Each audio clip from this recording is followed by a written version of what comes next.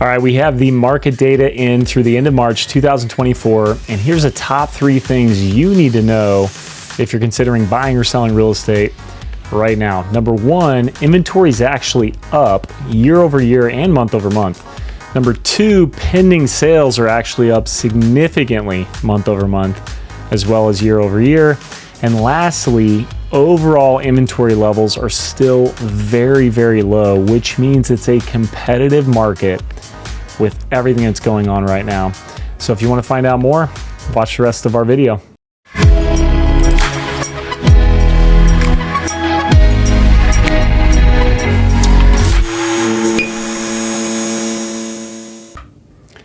All right, let's take a closer look at what's happening with inventory. So just a reminder for some of you out there that might be newer to these videos, when you look at the red line, that's the active listings. And we're essentially looking at the last 12 months of active inventory. You can see it just kind of going up and down depending on the season there. The gray line is pending sales. So these gray bars each month are representing how many homes went pending for that month, meaning they're under contract and just, going through all of the things that you have to go through when you're selling a home.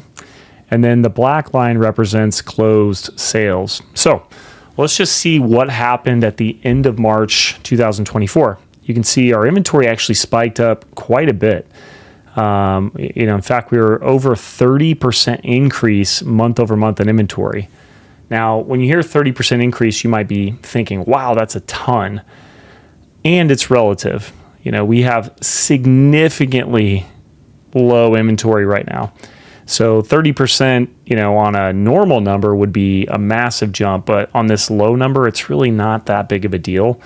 If you look at year over year, this time last year we had 577 listings, and we have 667 this time this year. So we're up, roughly 17% or so year over year. And what's significant about that is that's the first time in probably 8 or 9 months where inventory has been higher year over year. We've been consistently lower for, at least the last 7, 8, 9 months. So this is the first month we've actually gone the right way for what we need.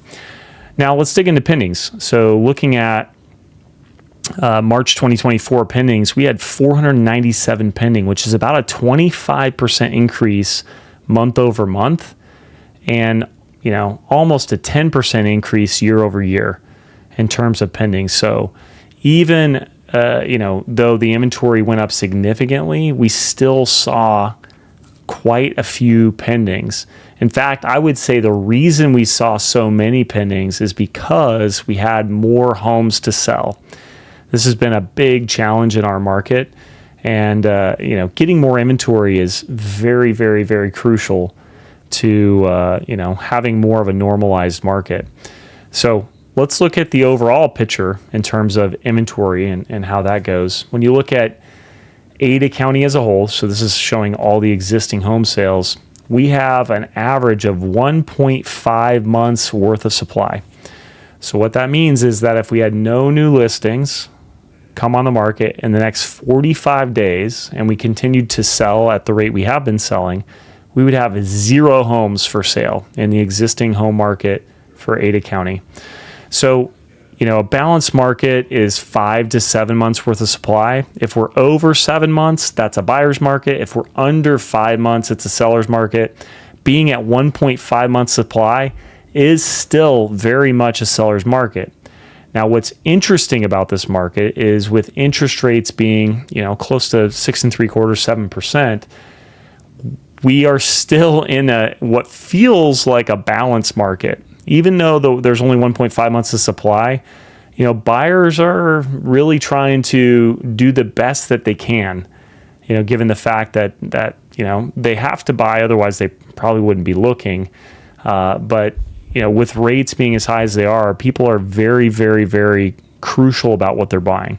So as you can see, we're still selling plenty of homes. There's still not a lot of inventory. If you're a seller in this market, you need to understand that you still have to be priced competitively. We're not seeing very many homes get multiple offers, highest and best. That's only happening when people underprice their homes significantly, or in these lower price points like 300 to 350 in Ada County. There's only half a month's supply. But once you get over 500,000 or so, you're very unlikely to see the multiple offer scenario with any consistency. It happens for sure, but usually it's underpriced, or there just so happens to be like a neighborhood that doesn't have very much activity in it, and people have been waiting for something to happen there. So that's pretty much what's happening in our real estate market in Ada County. I can't stress it enough. Now more than ever, I've been saying this for a while now, but I'll just repeat it because it's so worth understanding.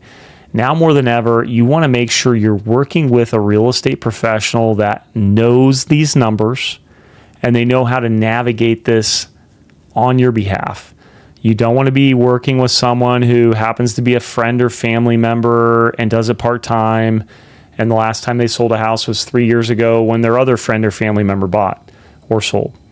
You really want to make sure you're working with a professional who's in this market day in and day out and understands what's happening in terms of negotiation, understands what's happening in terms of timing, and what's happening with lending.